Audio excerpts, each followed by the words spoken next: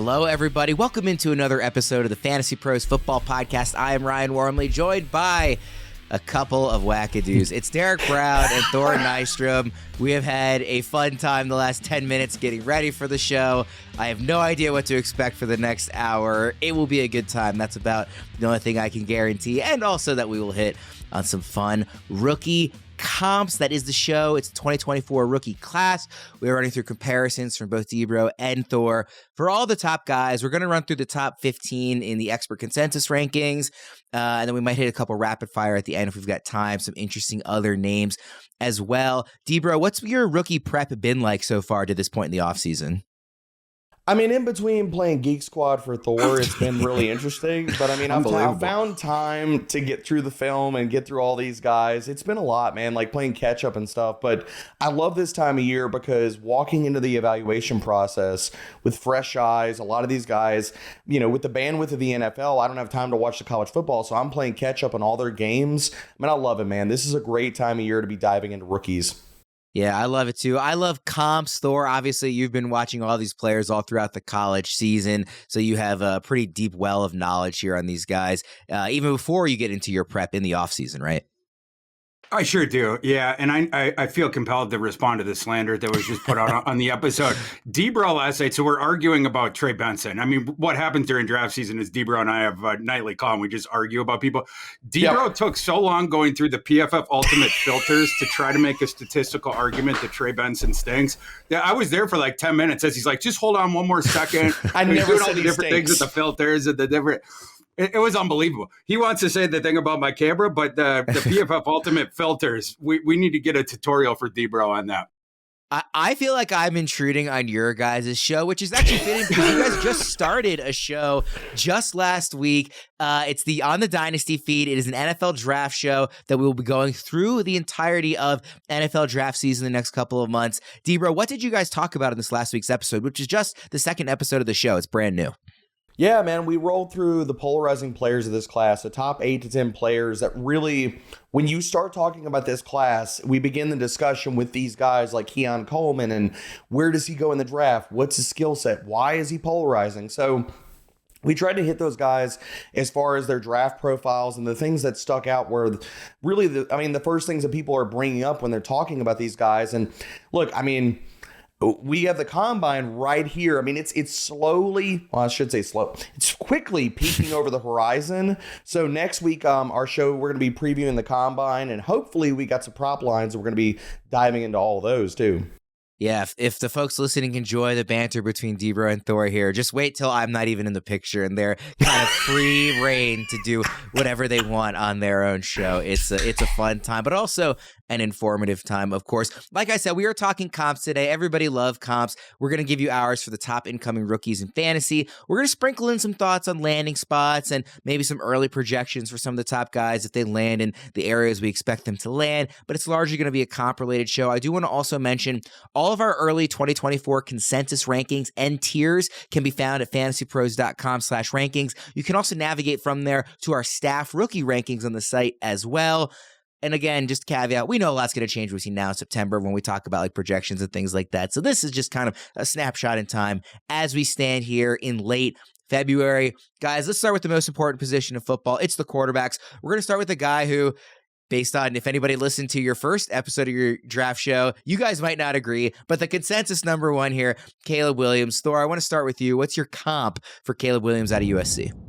He's not the easiest guy to comp because of the strengths, the weaknesses in his profile. But to start out with, I totally disagree with the most ubiquitous one, Pat Mahomes, for reasons I've gone into before. But it's different body types. It's different. The way they play the position is different. Caleb Williams uses his legs a little bit more. The out of structure thing, that's the only thing that really fits there. And some of the arm strength things. The guy that I think he plays a ton like, way more so than that, is Aaron Rodgers. Using the legs to buy the different time. Caleb Williams last year, 3.16 seconds time to throw on average, which is nearly a full second above Bo Nix. Caleb Williams is the guy who is trying to buy the time back there, and then let the receivers' routes break off. And now we're going to make a special play, sort of, off script, off platform a lot of times for him when he's making the throw. I see a lot of Aaron Rodgers and Caleb Williams. Debra, what about you? I mean, Thor did mention that Mahomes comp is one that people have been seeing really for like the last year. If you've been following him in his career, obviously that's not a comp you really want to put on anybody given what Mahomes has been. But Agreed. the stylistic stuff, Thor obviously disagrees. What do you think about it?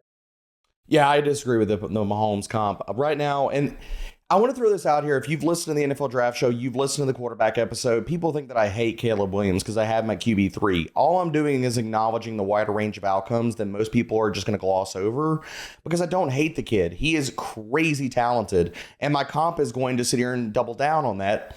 He's right-handed Steve Young. So if you want to go back in the Wayback Machine, you want to go pull up some highlights on him, his ability off script, and I think that Caleb Williams, the rushing ability, some of that will translate. Now, is he going to be a guy that is 500-600 yards rushing year in, year out? I don't think that. I think he's probably going to settle in somewhere in the 300 to 400 range. Maybe we get a year where he hits the 500 mark.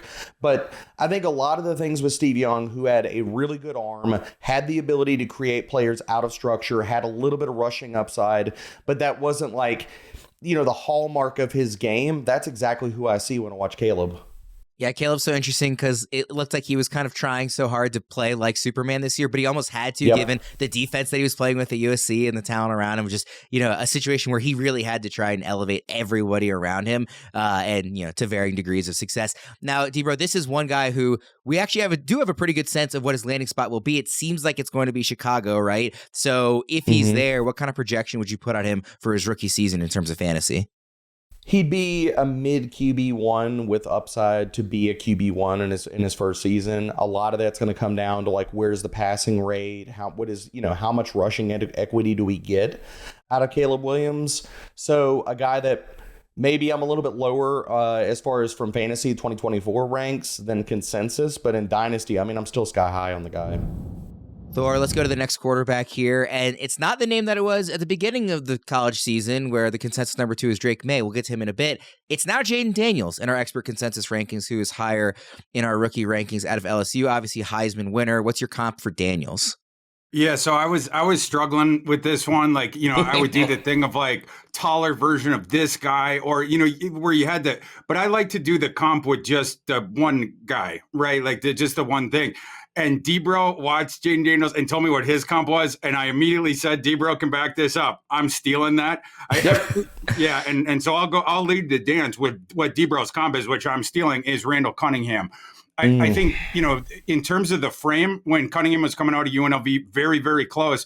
And then with Daniels, you have to find a guy that has the 2 superpowers that he does. Number one, he's a downfield assassin, both in terms of the arm strength, but the touch in particular. Like just dropping the ball into buckets, different stuff like that. He always has the accuracy, touch, loft, different stuff like that. And then the scrambling ability when he gets out of the pocket, the rushing utility. He's not a guy who's, Caleb Williams, he uses his legs to move around in the pocket, try to buy extra time. That's why the time to throw is so elevated. Daniel's a little bit different where he stays on the platform, looking downfield admirably, and he goes across the reads. He's gotten really good at that. Arizona State, he stunk at that, but now he's gotten really, really good at going across the field, whatever. He'll wait until, there's no one there. He tucks, and now he's out of the pocket in a blank. He's in the second level in a blank, and now he becomes a problem out of there. But you had to find someone that melded the two things. I think Randall Cunningham's perfect. I can't think of a better one. So kudos to Debra on that one. Quickly, Thor, you've obviously watched Daniels for a number of years in college. For our listeners who maybe haven't listened to the Dynasty Show, who haven't listened to your NFL Draft Show yet, can you speak just briefly to the evolution we've seen out of Daniels from where he was, at ASU to where he was in winning the Heisman last year? It's a huge leap. It is, yeah. So he was a guy, top 100 overall recruit, consensus-wise, that Herm Edwards, everybody knows him, you play to win the game, viewed him as the savior for Arizona State. So they signed Jayden Daniels, brought him in, and immediately gave him the starting job. And in his first year as a true freshman, this is 5 years ago, you saw the athleticism and you saw some of the stuff as a passer. They did a lot to baby him that first year to try to keep him out of these scenarios of sitting back in the pocket and having to survey the field because he wasn't good at that. The game was going really fast for Jayden Daniels at that time. So they would try to manufacture looks for him as a thrower. The development as a passer was the thing where it was sort of stagnating at Arizona State. I think contextually you could argue that was more of a coaching thing. because once he gets to LSU, so this is 2 years ago now in 2022, Brian Kelly brings him in. His profile, Daniels, at that point had dropped enough where nobody thought he was going to get drafted. The year before that, 2021, I think he had a 10-10 TDI-INT rate. Like, he really struggled. Again, the game was moving too fast for him. The first thing they did at LSU was, we have to figure out a way to mitigate the times where you're putting the ball up for grabs. He was in 2021 was way too reckless with it. They addressed that 2022. Like, he had one of the, you look at volume, he had one of the lower turnover worthy play rates of any of the quarterbacks that had that volume at quarterback. And then last year, where this thing got scary with Daniels is he kept that. So he wasn't putting the ball up for grabs, but they started to generate explosive plays consistently while not putting the ball up for grabs. That was, they were a little bit more conservative with him in 2022. This is the year where he took off because he figured out how to meld that thing of being aggressive through the air, using that superpower of down the field, testing those windows down the field, different stuff like that, but only doing it when he had the best of it. The one-on-one looks and different stuff like that. And there was a whole bunch of things LSU did to get him to this point. They used this simulator with him where he could see the defense. He could see, his guys or whatever. And then who was blitzing and all the different coverage looks. And then he would have to identify on the video screen which receiver he was going to or whatever. They ended up speeding that thing to double the speed this past year. So he was playing all the games in advance, and fast forward, that's how much the game had slowed down for him. Before, when it was too fast, that's when it was like this chain reaction thing where he'd start to get under duress, a panic kind of a thing. He would lose his mechanics. He would lose his whole decision-making process. His whole game would crater. That's what we were seeing at Arizona State, where the skills weren't allowed to flower out. LSU specifically addressed that one by one, 2022, 2023, and all of a sudden, all of his natural skills played up, and that gives us a kid that we can comp to Randall Cunningham with a straight face. Yeah, Debro, obviously Thor mentioned that is your comp. What can you add to that? I think that in the other comp that I've seen floating out there about Jayden Daniels that I don't agree with is RG3. And I don't agree with it because we're talking about a guy that RG3, his first, and we know the career arc of RG3, what would have happened if he didn't get hurt and all those types of things. I think the biggest difference between those two quarterbacks is really what Thor just highlighted on, and something that I want to bring up as a point. You could take out all the rushing utility for Jayden Daniels, and he still should be a top end of the first round quarterback based off the arm talent, based off of his ability to win from the pocket. And I think the level of quarterback play and the ability to win from the pocket, like, he doesn't even have to take off to be a special prospect. So for me, that's the difference between comping him to RG3 as a player that, when some of the otherworldly athleticism got ticked down just a little bit, and he was forced to be more of a pocket passer, that's where we saw his career go sideways. Versus Randall Cunningham, he answered all those questions, and we saw top shelf passing utility from Cunningham in his career. So do you think Daniels is going second to the Commanders, or if somebody trades, but do you think he's going second ahead of Drake Maye, who we're going to talk about next? Yep, I think Daniels should be, and if people are, they're putting money in the betting markets right now, you're still getting plus money on Daniels in a lot of different spots to go second overall. Thor and I talked about that on the quarterback episode, and all we've seen, the line is just slowly moved in Daniels' direction, and the closer we get to the NFL draft, it's going to continue to do that. I think we should just lock in Jayden Daniels to Washington. He fits the prototype of what Cliff looks for his offense and in a quarterback. So, Debro, let's go to that next player. It is Drake Maye out of UNC. Coming into the season, the consensus number 2 guy, maybe even like a 1A, 1B guy for a lot of people heading into the 2023 college season. So, Debro, what's your comp for Maye, who has now, in some eyes, and including yours, fallen behind at least Daniels, if not more?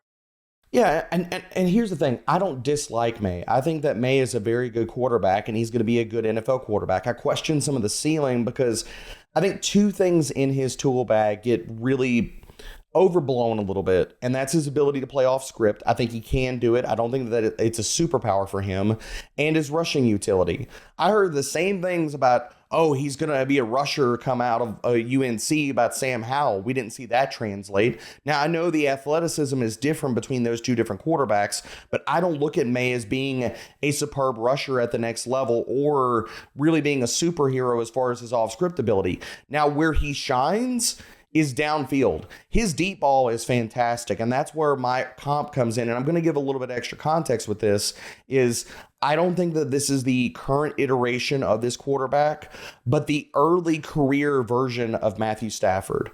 I think Matthew Stafford has evolved into a better off-script player in the last few years, where you see the changes in the arm angle. He's out there doing Mahomes type of stuff, throwing around defenders, no-look passes, all that kind of crazy stuff. I don't look at Drake Maye as having the ability to do that. So in the context of comping him to Stafford, I think we're looking at him as the Detroit Lions version of Stafford. That's a really interesting comp. It's not what I was expecting. What's your comp, Thor? I'm going with Carson Wentz, which is a combination of Carson Palmer and Carson Wentz. To D-Bro's point, what I absolutely agree with, I don't understand why people think that the rushing, quote unquote, utility for Maye is going to translate. Sam Howell is a better runner than he is, and we've seen that didn't, right? Like, I'm a little bit troubled that and people try to give this as the benefit of the doubt when they're arguing for him, that he wasn't more effective on third downs. And there were so many preponderances of him then going out to try to scramble for it, when he's not super, like, you put his athleticism in the size package around that Carson Wentz type phylum. The reason that he's a better, for sure, thrower than Wentz, including coming out. So that's, closer maybe to a Palmer, but I don't think he's as good of a thrower as Carson Palmer was coming out of USC either. So for me, it's somewhere in between there, but I don't think the quote unquote rushing utility is going to translate whatsoever. And my concern with that is that's how he would manufacture some of these, let's say a 3rd and 6 conversion. I'm pulling it down and now I'm going to run for it, whatever. I don't think that that's going to translate. And it's a little bit troubling when a guy that struggled when he was throwing in some of those different scenarios, a guy that I think struggles a little bit under pressure. I'm not sure that part of his eval has been talked about enough. There's something I noticed on his tape where he speeds up his process. Sometimes he forgets about his feet. Sometimes it's not when the free rusher is about to hit him. He's speeding up those mechanics to try to get the ball out when he still would have time to square the shoulders to the target, get his feet set, everything like that, and have a legitimate follow through on that throw, which would tick up his accuracy. So for all those reasons, that's sort of where I'm at with Drake Maye. D-Bro, let's go to the guy that you are the high man on, at least if you look at our staff rankings. QB2 in the class for you. It's J.J. McCarthy. Now, again, I would encourage everybody to go check out D-Bro and Thor's quarterbacks episode on the NFL Draft Show, where they are able to dive a little bit deeper into these guys, particularly the really interesting conversation around McCarthy. But D-Bro, who is your comp for the Michigan quarterback? So Thor and I are going to land on the same guy here. And the funny thing about this, we shared this story on the NFL Draft Show, is that we came to this same comp independently.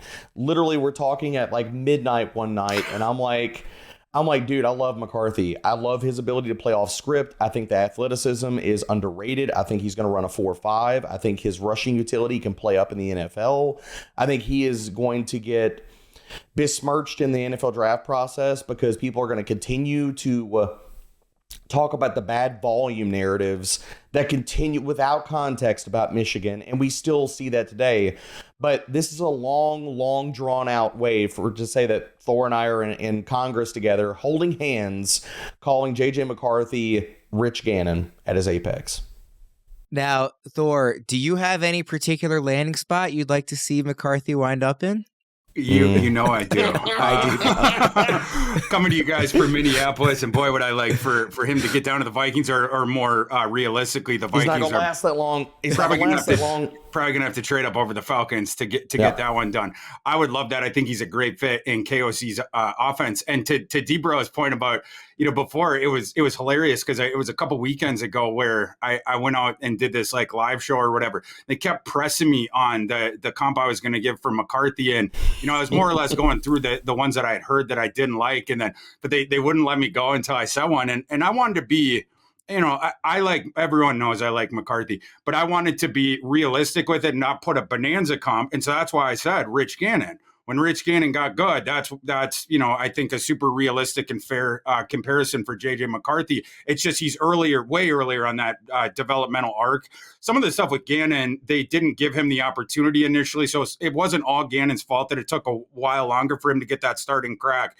But if Gannon had been on that developmental curve line of continuum, the age of 20, That's what I think McCarthy.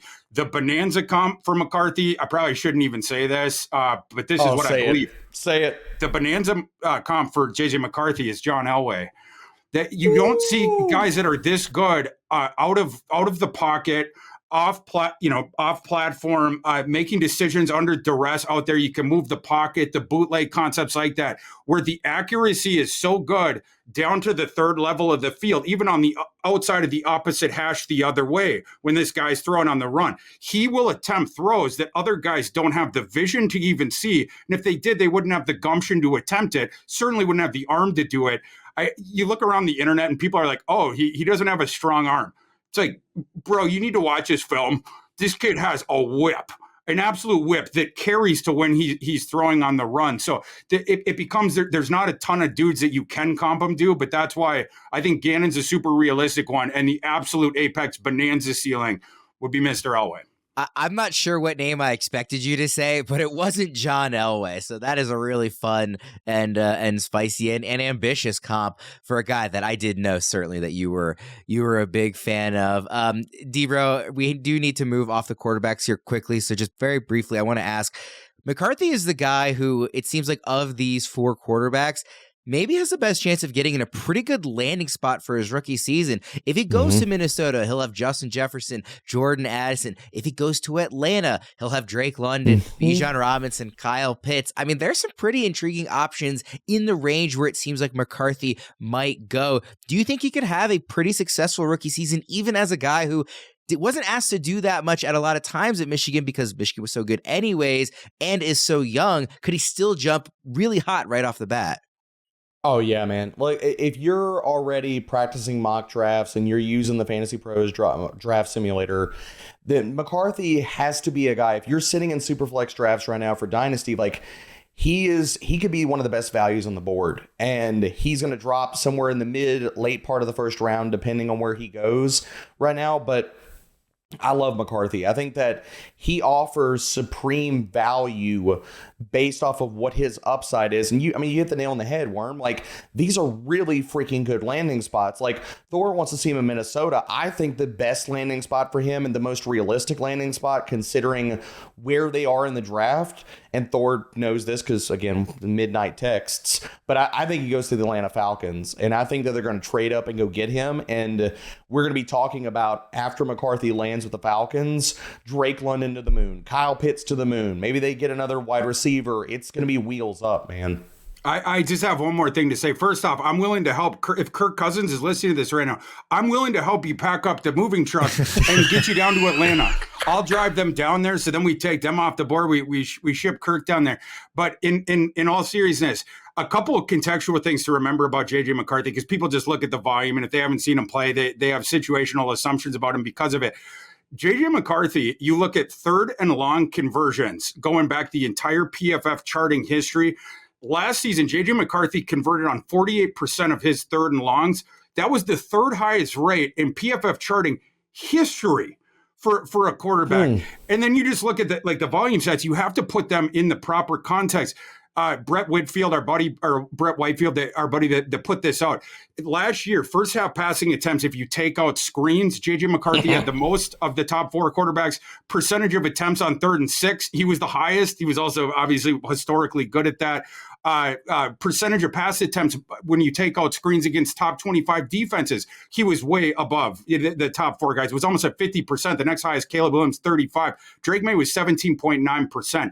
Michigan trusted JJ McCarthy greatly against the good defenses in the high leverage situations when it mattered. It's just JJ McCarthy didn't play in half the fourth quarters because literally he didn't play in 7 of the fourth quarters, take one snap because Michigan was up by 21 plus points. You can't ding him on his evaluation because they were whipping people so bad, in large part because of JJ McCarthy. Preach. Yeah. Thor, you're up there in Big Ten country. I went to Maryland, so we've definitely both seen plenty of McCarthy. I'm happy to have him not in the Big Ten anymore. Are we going to get to Taulia Tagovailoa on this episode, Worm? Yeah, I don't think so. However, we are doing a Dynasty rookie mock draft for later in the week with myself, Scott Bogman, and guest Cody Carpentier. And I was talking to our producer, John, and I was like, I might have to sneak Taulia in there as a late pick in that mock draft. I mean, Big Ten's all-time leading passer, so what more could you possibly ask for out of a quarterback prospect? Exactly. Get in on the action with DraftKings Sportsbook, an official sports betting partner of the NBA. New customers who deposit $5 or more can get a no-sweat bet up to $1,000 back in a bonus bet. We've got a great game on the slate tonight with Clippers and Thunder going head-to-head. OKC is laying 2 points at home. There's also the Knicks heading to Philly tonight. That's basically a pick-em. Definitely a very fun NBA slate on the docket. However you plan to bet that slate tonight, bet with DraftKings. Download the DraftKings Sportsbook app now and use code FANTASYPROS. New customers can get a no-sweat bet up to $1,000 if your first bet loses. Only on DraftKings Sportsbook with code FANTASYPROS. The crown is yours. Guys, we went a little long on the quarterbacks. It's the most compelling position. It's a really, every year it is, but particularly this year, just such a really interesting and fun and exciting class, really, to be optimistic about. That can also be said largely of the wide receiver class. This class is loaded. It is both top heavy and deep. There are great names everywhere you look. We will start with the obvious guy. It's Marvin Harrison Jr., another Big Ten guy who tortured Maryland, the last couple of years. Obviously out of Ohio State. Obviously the son, the Hall of Famer, Marvin Harrison. Thor, who's your comp for? A guy that has, I feel like we've been using this term a lot lately in the last couple of years. Bijan Robinson, generational running back. Caleb Williams before the season, people were talking about his generation. Kyle Pitts, generational tight end. Marvin Harrison Jr. is another guy who has had the generational label thrown on him. For sure. Yeah. I mean, it's been a while now for him. He got, in hindsight, just slightly overlooked in the recruiting process, which, for his name, you're like, he should have gone higher, whatever. But ever since then, he stepped on the field at Ohio State and it's been like, oh God, and he has been projected in this wide receiver one role for a while now. He's going to have to fight off Odunze and Malik Nabers for that because those guys are mega gods too. I mean, we basically have 3 wide receiver ones in one class. And if you stacked up the last 5-6 receiver class where these guys would be way up there in that aggregate list. I think I had the same process for this one as Debro, where there's one ubiquitous comp out there for Marvin Harrison Jr. and you're sort of watching him more and trying to come up with something else. But this, if it just fits so clean, I'm going shock and boring on this one. He's AJ Green. It's the same kind of a frame. It's the same kind of a game. It's the same way that he wins on the field. The utility in the NFL, I just think it's extremely similar. AJ Green obviously excelled immediately in the NFL. Marvin Harrison certainly is going to as well. AJ Green for me. Debro, what do you think? Yeah, I mean, we're hand holding. I tried to kind of go back and forth. Can I come up with another comp that I feel like fits better? Some of these guys we're going to talk about, we've got some very interesting comps we're going to get through, but AJ Green is Marvin Harrison Jr., man. He's got the entire skill set. He's Batman with the full utility belt. You want to see him stretch the field and burn a corner on a go route. Done. You want to see him win in the short area. You want to see him win based off a route nuance and his ability to snap off at the top of the stem. Done. The only small knock on Marvin Harrison Jr.'s game is he's not a huge yak threat. We're talking about a guy that's only forced 14 missed tackles at Ohio State and only had 5.1 yards of the catch per reception. So those numbers are not great. But when you get open at all 3 levels of the field, you can stretch a defense, you can beat him short, you can beat him in the intermediate, and you have the size to be a red zone threat and the strength at the catch point, doesn't freaking matter. Debro, let's put him in Arizona because that's the most common landing spot in mock drafts. I mean, really the only chance I think he doesn't go there is if the Patriots take him one pick before, but it seems like they're going to go quarterback. So let's put him in Arizona. He's wide receiver what as a rookie? He's a top 15 guy, probably a low-end wide receiver 1. It's going to be him and Trey McBride, and I'm with you, Worm. I think Arizona is out of their freaking minds if they pass on him at 4. I don't think New England goes for him at 3. There's no way. And he's going to land there. And we've seen Kyler have really top shelf seasons with the deep ball before. If he can revisit that and that comes back, Marvin Harrison's going to absolutely just explode. He'll be a wide receiver 1 in fantasy year 1. We mentioned that there are two other wide receiver ones in this class, essentially. They just happen to be in the same class as Marvin Harrison Jr. Debra, I'll start with you on Malik Nabers, who I think that I've most often seen as wide receiver 2 behind Harrison. There are definitely people out there who like Odunze better, and I'll be curious to get Thor's opinion on that in a second. But Nabers is the guy that's most common, been sort of the 1B to Harrison's 1A. What's the comp for Nabers, and how close is he to Marvin Harrison Jr., Debra? They're the same tier for me. I mean, literally, like, I could make you a really good case that Nabers should be ranked over Marvin Harrison Jr. I'm struggling not to make him my wide receiver 1 in this class. I freaking love Nabers. And when I turned on the tape for Nabers, and it's not the LSU jersey, so let's get this straight, people. It is not the LSU jersey, and I think Thor and I share the same comp for this guy. He's Ja'Marr Chase 2.0, man. You look at the size, you look at the frame, you look at the strength, both at the catch point, after the catch, the ability to do so many different things. Like, he's too strong. You can't press him off the line. You can push him off routes. He's strong at the catch point. And one of the crazy clips out of Nabers, like his entire film extravaganza from 2023, is his short area agility and his 0 to 60 ability to ramp up his speed is so special. There was one rep, and I forget who the heck they were playing. He goes to beat a corner on a double move. The corner stays with him in fantastic coverage. And I'm like, oh, okay. And a lot of times a guy runs a double move and the corner hangs with him, and you're like, okay, well, it's over. Corner's going to be in his back pocket. He's probably going to contest him at the catch point. Maybe the guy comes down with it or not.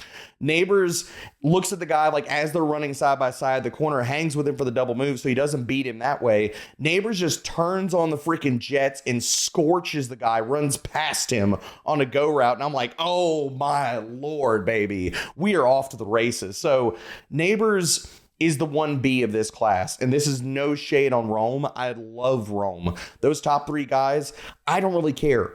Rank them however the heck you want to rank them, because they are all future alphas. They are wide receiver 1s from the moment they step into the NFL. So, Debra, before we go to Thor, I just want to ask you on a landing spot for Nabers. Again, fairly, not quite as common as Harrison to Arizona, but Nabers to LA is a common one. There is a lot of talk about the Chargers going with an offensive tackle instead. I think LA is probably the best case landing spot in the range Nabers is looking at outside of Arizona, like if Harrison goes earlier. I think the Chargers are probably the best spot, but they now have Greg Roman as offensive coordinator, likely going to be very run heavy given his past. You're tied with Justin Herbert, which is awesome, but maybe the offense, I mean, what would you make of Nabers as a rookie? Again, where would you kind of rank him if he were to end up in LA? Oh, in LA, man, like that would start the entire cascade of, are the Chargers going to be as run heavy as we think they're going to be? And the ability that Justin Herbert has as a deep ball passer could get ramped up even farther. I mean, Nabers, again, we're talking about all these guys right now, regardless of landing spot right now, just based off of talent alone. And that's what I care about when I'm watching these guys. All 3 of these top wide receivers will probably be top 20 wide receivers in my 2024 ranks. And people could say that's spicy. People could say that's you're too drunk on the rookies. Go back and look at the rookies at the last 3 to 4 years, 5 years, 6 years. We consistently, as an industry, rank these guys too low. I could sit here and tell you about Ja'Marr Chase. I remember a time where people said he couldn't even catch a football in the NFL because it had stripes on it. So I don't care about that, man. I'm going to follow talent, and all 3 of these guys are going to be top 20 wide receivers. I actually think I'd be more surprised if that wasn't the case than if it was. They're all that good, yes. And we've just seen wide receivers, assimilate to the NFL easier than ever these days. Thor, I want to get your comp on Nabers. I also want to hear sort of how you differentiate between Nabers and Odunze in your rankings. Yeah, with Nabers, I have the same comp as Debra, and it's another one where you're watching it, you're like, I don't want to do this because it's the jersey, right? Yeah. Like, I don't want to, we just had this stud come out of LSU, but like, it's too similar not to. I tried to come up with a different one, but it's like they have the same body. They're going to test extremely similarly, and then the high level traits, it's very similar as well. And it's like you're trying to think of a guy that would fit better, or what? But I couldn't get there. For me, it's Jamar Chase. For Malik Nabers, the ability, Debro was talking about like the acceleration out of the route breaks, whatnot. He seems to accelerate into changing direction, different stuff like that. He also, Nabers has this extremely unique thing where when he's running, even at top speed, his upper body, he doesn't chug the arms like other guys. So it becomes more difficult for the defensive back to denote, like, when is this guy going to stop the route break? And also to gauge exactly how fast he's going, because you don't get those tells from his upper body. I don't know if that's something he worked on or if that's just the natural way he runs. But like during his route running process, that he sort of keeps the arms down here and he's still moving at this hyper speed, whatever. You see him consistently, running off the shuck cornerback and then beating the safety deep because they are inaccurately gauging how fast he's moving. I think in part because of that. But yeah, overall, you look at the games, Jamar Chase is just, it's very similar there. I'm going to throw a little bit of sauce on this, and I don't know if you're going to agree with me or hate this, Thor. I think Nabers is as a prospect where they're at when they came out, I think Nabers is a better route runner than Chase was. I can see that. I can see that for sure. And you got to keep in mind, people out there, Jamar Chase didn't play his last year. That was the COVID thing. He opted out, whatnot. Malik Nabers has had more reps. He's seen more things than Chase, had more time to work on it, and maybe even naturally so as well. Like Jamar Chase is so good at the catch point. He's better at the catch point than Nabers is, but I agree the route running thing for sure. And a part of that could be natural. A part of that could just be has had more reps at this point. So based on the way you're talking, I'm assuming Odunze is third for you behind Nabers then Thor? I still haven't finalized that. Those guys are all elite. You don't see guys like this in every class and at this position, and we get three of them in one class. It's just like different, right? Like, Harrison is the one thing. It's like sort of your prototype and all that sort of stuff. Malik Nabers is the Ferrari guy, and the way the NFL is moving, that could make him more attractive, just the speed and the ability to get the separation every single time. Odunze is like sort of a blend, right? Like he's a bigger receiver, play strength is awesome, does not get the credit that he deserves. You go through into his cutups, whatnot, for the release package he has. This kid, so you look at the stats last year, versus press coverage. This is only 2023. Rome Odunze, 281 snaps against press coverage. Harrison had 173. Nabers had 161. Brian Thomas, 168. There's not another guy that has over 200. And Odunze had almost 300, but yet no one was sticking him off the line because you're not really going to do that. It's the only thing opponents could try to do to throw off the timing. Debro and I have talked about how Michael Penix is a see it, throw it kind of a guy. He's not an anticipatory thrower. That was what opponents tried to do to screw up the timing of the Washington offense. It's like, we got to try to mug Odunze off the line. Didn't really work. Odunze had 92 catches last year. 87 of them went for a first down or a touchdown. Only 5 of them did not. Like this guy is absolutely ludicrous. And the other thing he doesn't get enough credit for is his athletic profile overall. I mean, I can tell you guys this from getting some of this stuff in the preseason over the summer. So there's 2 different scouting services for the NFL. NFS is one of them. NFS had a second round grade on Odunze, which was disrespectful, but not quite as disrespectful as Blesto's grade for Odunze over the summer, which is a third round grade. And I think where they got there was not giving him the credit for the athletic testing profile. We have heard some rumors about Odunze's testing, which is going to blow people's socks off if he gets all the way there, even if he only gets 90% of the way there of some of these different things, the rumors of some of these different testing, it's going to blow people's socks off.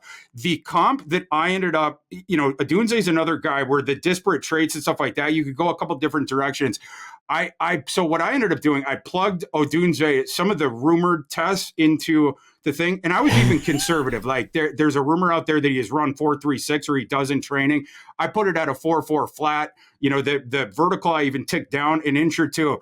The top comp that Raz spit out at me when I put this into the, calculate card was immediately I was like, that's my comp. It's Julio Jones. It's the same thing with the play strength, the same thing with the ball skills, and a guy that when he was coming out, before he tested, I'm not sure he got the full credit that he deserved for his athleticism. But then once he tested, it's like, okay.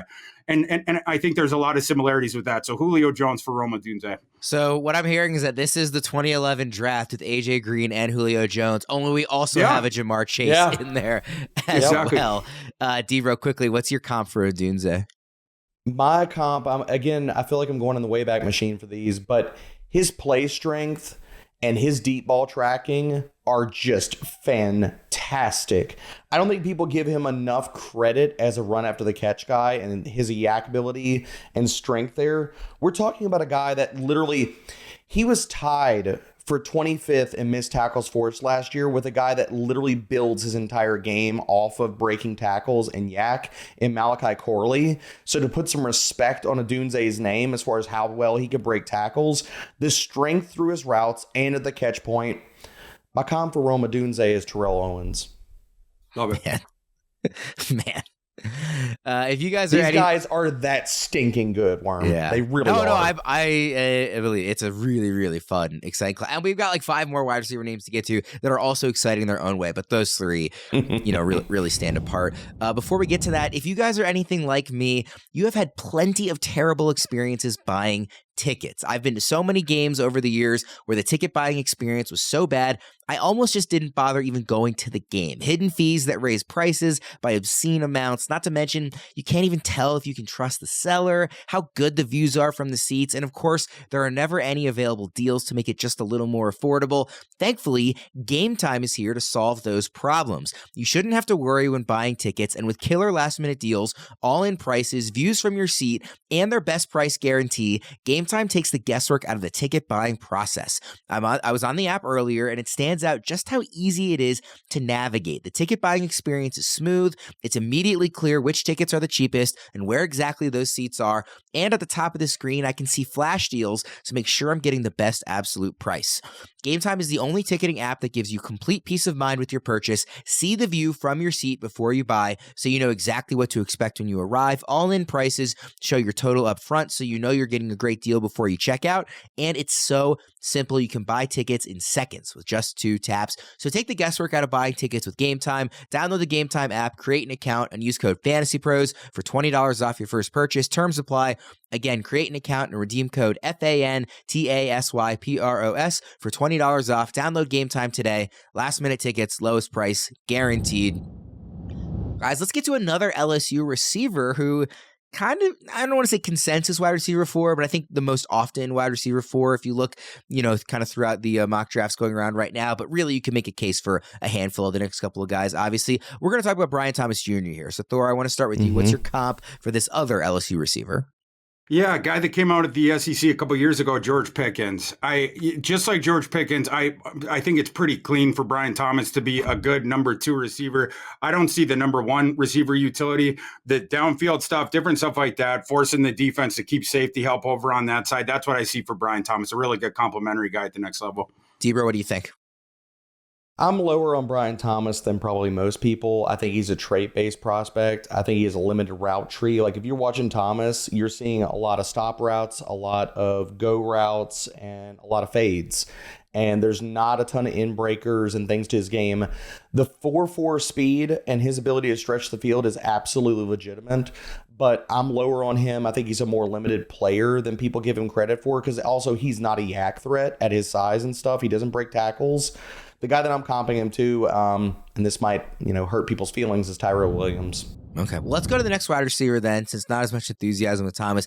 Keon Coleman, a guy who is just a highlight reel waiting to happen this season, but also was kind of reliant on those highlight reel plays and maybe not the, the play-to-play success that you might have wanted out of a receiver. Debra, I'll start with you on Coleman. What's your comp for him out of Florida State? Man, you want to talk this? This unfortunately isn't going to be a highlight reel type of comp. I think he's poor man's Kenny Golladay. It's all at the catch point, and I think a lot of the highlight reel stuff was forced because he's not that good of a route runner and he's not that good of a separator. And if you marry all this to his analytical profile, Keon Coleman scares me. Like, I do not have a first-round grade on him. I will not have a first-round grade on him. I mean, over the last 2 years, guys, he is not ranked higher than 72nd in yards per route run, PFF receiving grade, or yak per reception in either year. So Keon Coleman, I think that he is going to test extremely well, especially in the vert, probably in the 40. He's going to run decent, but I'm not that high on him. I think that he has a lot of things as far as playing the wide receiver position from a route running perspective that he really has to improve on. Thor, I think Coleman was one of the guys you guys talked about as a polarizing player in this year's class. What do you make of him, and what's your comp? Yeah, it's tough because the situation got away from them in November between a Keon Coleman himself got hurt, and then Jordan Travis a week or two later broke his ankle, and because of that, Keon Coleman's November was not good. The quarterback play at the end there, those last couple of games for Florida State was horrible, unforgivable. They didn't have a backup quarterback when Jordan Travis went down, so there was all these errant throws at Keon Coleman. 30 plus targets for Keon Coleman last year were charted as uncatchable. So the quarterback play just really wasn't there. He got forced the ball a lot. I do agree with Debro about the route running needs to improve, but you do have utility. He's got really good hands. He has really good ball skills, and he has that bouncy athleticism. You know, he's a former basketball player to the bouncy thing. He can clearly leap, you know, not only for the high point stuff and the, you know, down the field, whatnot. He hurdles guys on the field. So like, it's sort of the north-south and the springy thing. The agility is the thing that's never going to get there, you know, as far as his profile. That's why he needs to work a little bit more on the routes and not sort of just telegraphing what's going to go on with that. I think that would get him out of some of these contested catch situations, but you do have to give him, he is fabulous in contested scenarios. I got to go with like a discount one as well. To me, he's discount T. Higgins. The frame is the same. I think they're going to test similarly. T. Higgins was consistent throughout his career at Clemson, though, whereas Keon Coleman, and whether you want to, you know, people argue it's context, it's because of the quarterback play or at Michigan State before that.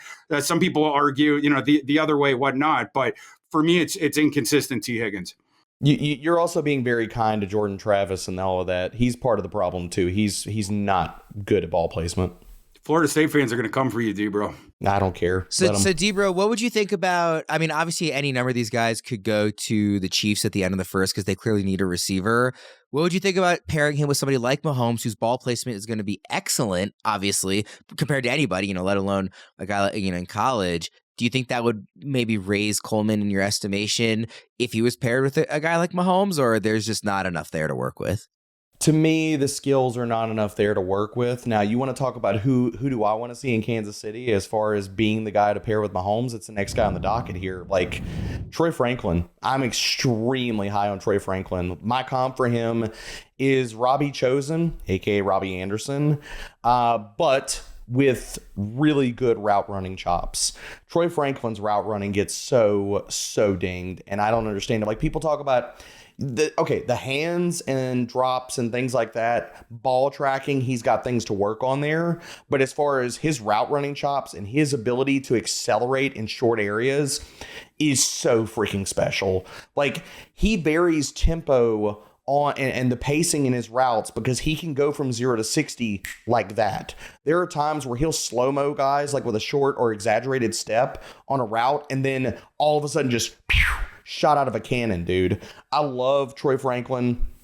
I have a first-round grade on him. I think if he cleans up as far as the tracking stuff and the drops and stuff, I think Troy Franklin his ceiling is extremely high. He's one of the guys that I'm going to be above consensus as far as this class goes, because I think that he doesn't get enough love. Everybody talks about his speed, but he does not get enough love for his short area agility and his route running. I'm actually right there. I love Troy Franklin a lot. I think he's a great fit for a lot of these teams at the end of the first. I would love to see him in Baltimore. There's a number of guys I would love to see the Ravens take at the end of the first. He'd be the better Buffalo is a great one Davis, as well. Baby. Absolutely. I like that Franklin has gotten better every year. I'm a big fan of his as well. Thor, what's your comp on Franklin? And again, out of Oregon. Yeah, Franklin, shade under 6'2", 179, 4'3" speed. Oh, I'm not talking about Franklin. I'm talking about Jamison Williams. That's who I comp him to. I think it's very, very similar. You have the speed thing. You have a guy where if you lead him into space, you hit him on the hands in the shorter intermediate route, watch him go. He's going to run by people. And then you have some of the utility down the field as well because of that athleticism. Absolutely a guy, even though he's under 180, that can play on the boundary. We saw him excel there. He is the smaller, skinny version of what Mike Evans was to Johnny Manziel at Texas A&M, a guy that poured so much productivity onto Bo Nix's evaluation and statistical profile. Troy Franklin's pretty good. Jamison Williams, that's why I see in him. He is a double move demon. Like watching that guy just destroy people with double moves is a treat. So, Debro, let's say he goes to any of Kansas City, Baltimore, Buffalo, getting paired with an MVP level quarterback. What kind of rookie you're expecting out of Franklin? He will be a wide receiver 3 for me with wide receiver 2 upside. And just to put more respect on him, he is my wide receiver 4 in this class right now. Wow. I can't argue with that. I like I said, I really like Franklin. Let's go to, I'm going to loop these guys together. A couple of Texas wide receivers, Adonai Mitchell and Xavier Worthy. Thor, I'll let you kind of pick which one you're more interested in, but Mitchell and Worthy, who do you like better? Definitely like Worthy more. Worthy, I ended up comping him to Tank Dell, a guy that I loved in the last process. I think Tank Dell's hands are a little bit better. It's the only thing that I nitpick about Worthy. Worthy gets separation just so easy. It doesn't matter what sector of the field it's at. He's creating the separation. And despite being super duper skinny, what was the last thing I got on him? 165, something like that, even though he's a little over 6 foot. So and how some of the weights, like some of the weights in Texas and some that have been reported have put him in the 170. So I'm curious where he's going to weigh in at, just to throw that out there. Yeah, and hopefully he gets a little more fortified, but it's the same sort of a deal, right? Wherever you put him on the formation, hard to get him off the line, and then he's going to create the separation. It's just there still remains some inconsistencies with the hands. Outside of the frame, different stuff like that. It's not 100% conversion, even if he's open, different stuff like that. Debro thinks some of that stuff is a little overblown, but that's where I'm at. Tank Dell around that phylum. As far as Adonai Mitchell, my comp on Adonai Mitchell is if N'Keal Harry and Kevin White had a child, and then that child had a child with Cody Latimer and Braylon Edwards' child, and then that newborn at the age of 12 started to get private instruction from Terrace Marshall Jr., that would be Adonai Mitchell. In all seriousness, I comp him to Adonai Mitchell to A.T. Perry from the last class, just trying to get one guy.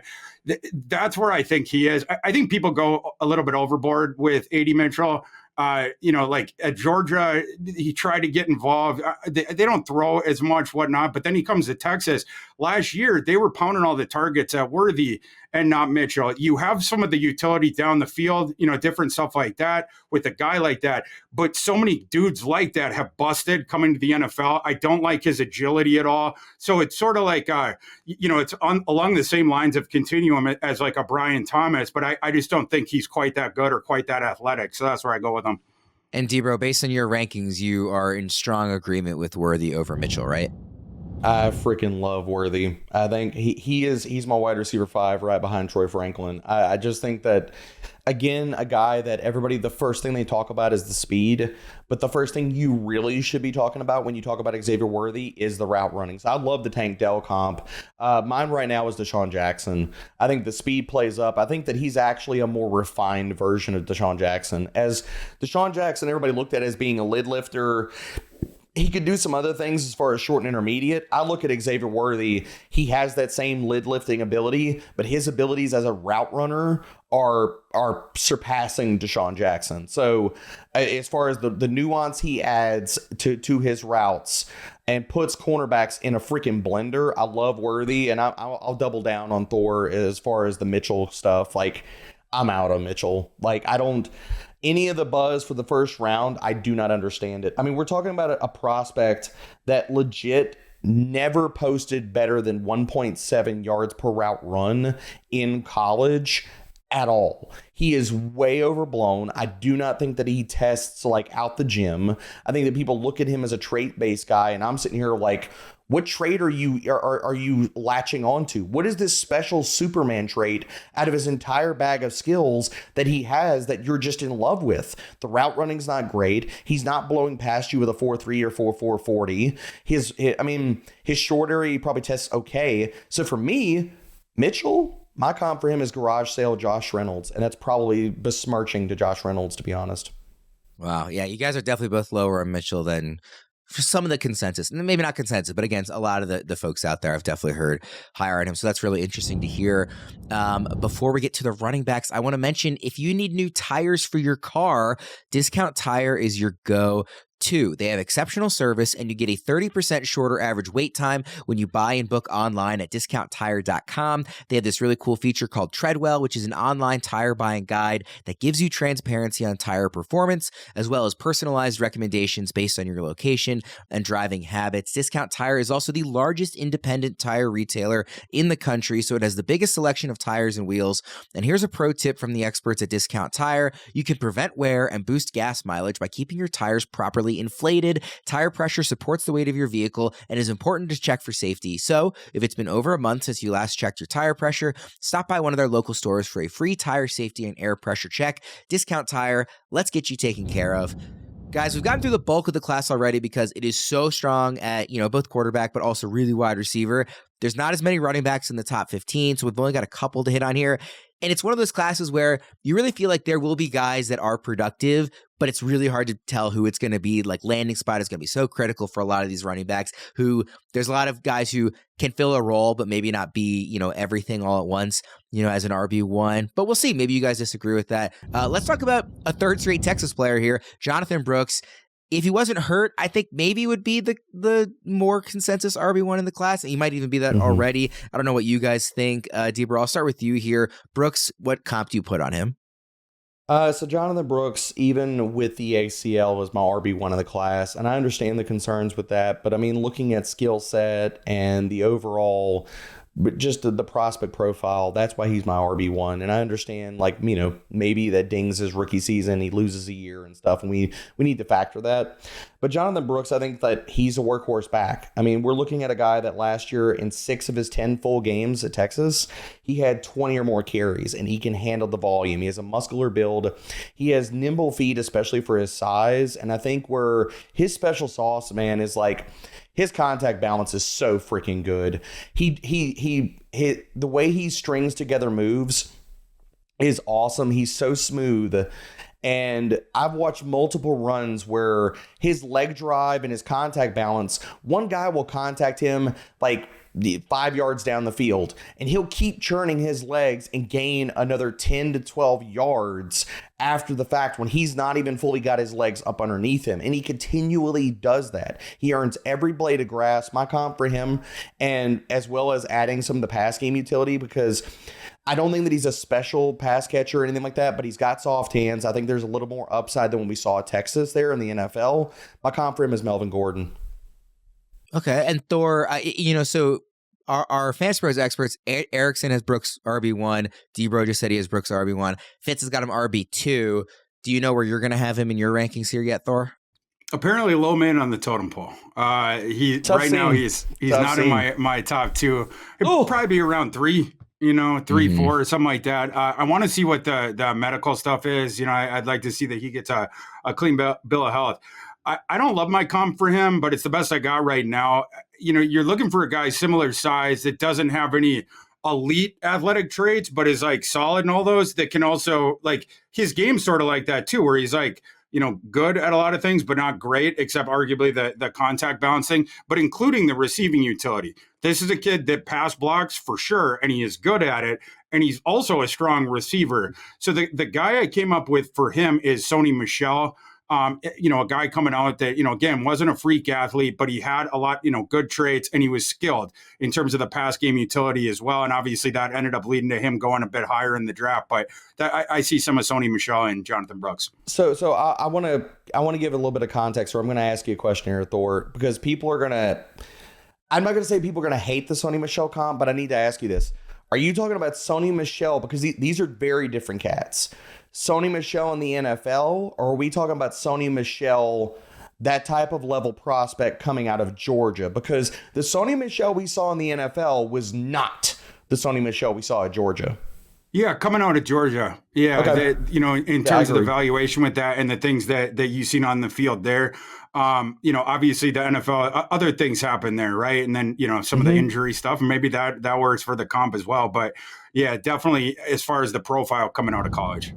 So the other running back we want to talk about that's in the top 15 of the consensus rankings is Trey Benson out of Florida State. Thor, I'll start with you here. What are your thoughts on Benson and what's your comp? Debro and I don't hate him. Don't start with me. I don't hate him. Debro and I have we've argued so much about Trey Benson, but strangely enough, we did end up coming to a consensus on his comp when we started talking it through. Because I was looking for a guy, and like Trey Benson in his own way is a difficult guy to comp, because his first 2 years in college, he was at Oregon. You didn't see him because he had this catastrophic injury when he was on the scout team at the very end of his true freshman year, his knee ligaments, hamstring, like a whole bunch of different stuff. We didn't really see him as a sophomore because of that at Oregon. But then in his true junior season in 2022 at Florida State, he broke the PFF charting record for missed tackles forced rate. He was the only guy that they had ever charted that broke more tackles than were, over 50%, right? So he was breaking more than half the tackle attempts that were made to him, whatever. But he also, in this class, he might be the top speed, size combination guy. So you have some of those things going in conjunction. He also shows some receiving chops as well. What I ended up going with for him was Ryan Matthews. A guy coming out where it was the same sort of angular upright runner. He has the long speed as well, can break some tackles as well. That was an area of Benson's game that fell off a bit last year. That's where his eval becomes tough, because if he had just been on the same trajectory that you've seen in 2022 into 2023 and there were some improvements built upon there, then I don't think there's any question he would be RB1 in this class. But because some of that stuff regressed, you can argue it was context. You can argue it was Mike Norvell usage. You can argue a whole bunch of things, but it is what it is. That's where some of this cloudiness comes into his eval. He's also a guy you need the clean medicals coming back on him, and then you have to parse the other stuff. But I think Ryan Matthews is a pretty fair comp. That's a really interesting one to me. Debro, what do you think about that comp, and who would your guy be? I love that comp. Thor and I were talking about it actually last night, in prep for this show. And I was back and forth. I hated my comp for Trey Benson because, again, he's a tough guy to comp. If you look at the size, speed stuff, he's got the long speed. I question what his 10-yard split and 20-yard shuttle was going to be. Looking at those types of things. And I thought the Ryan Matthews comp, from a play style perspective, as well as testing and how we think he's going to run, like I think he's going to run as a 4.4 guy. If he cuts a little bit of weight, he might get into the high 4.3s. That would not shock me. The guy has afterburners.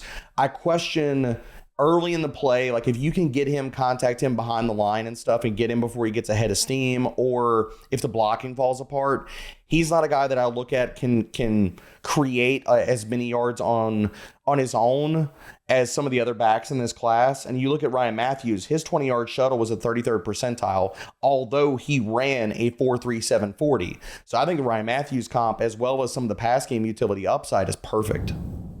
He's not the only tight end that is worth, talking about in general, but the only tight end in the top 15 is, of course, Brock Bowers. So he's the only one we're going to put a comp on here today. Debro, I'll start with you. And Bowers is, the consensus like best tight end, at least since Kyle Pitts, strictly as a prospect, depending on who you ask, since going back even further, just dominated at Georgia basically from the day he stepped onto the field. What's, maybe a little undersized, but what's your comp for Bowers?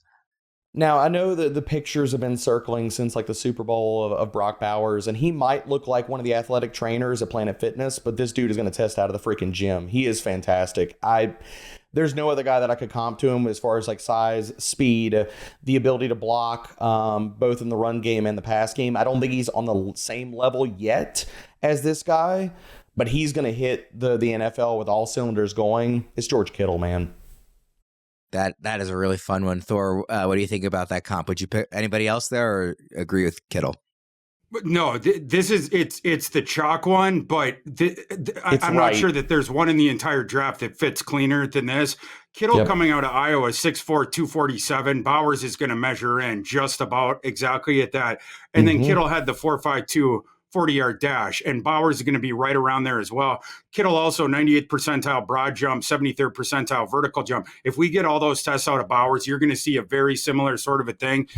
I think Bowers is a bit more skilled. Actually, not even. I'll go further than that.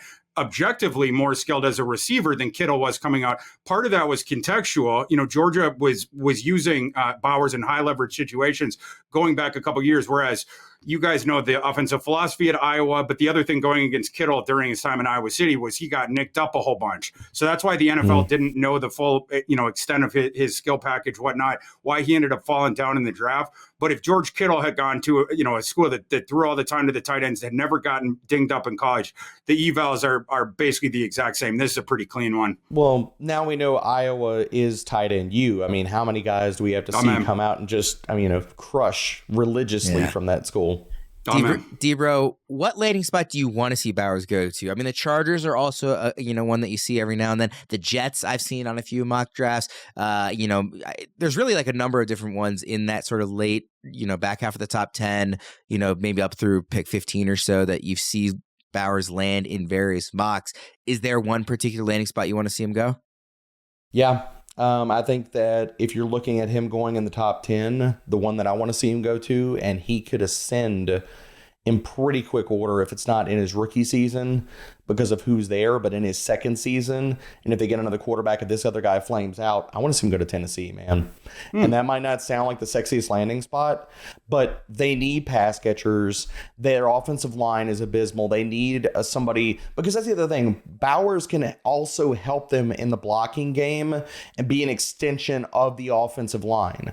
So he's going to help them in a multitude of facets, both as a pass catcher and DeAndre Hopkins. We know he's aging and stuff. I'm not saying he's bad. He's still got juice left in the tank and stuff, but you tell me Brock Bowers walks into 2025 as being the guy, their number one wide receiver. Yeah, I'm totally with it. Will Levis needs help. That would provide some for sure. A lot.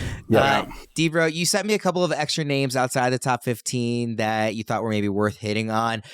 We are a little over time, so I'm going to give you 60 seconds to hit on all three of these guys, rapid fire style. Ladd McConkey, wide receiver out of Georgia. Marshawn Lloyd, running back out of USC. Braylon Allen, running back out of Wisconsin. What do you got for me on those three?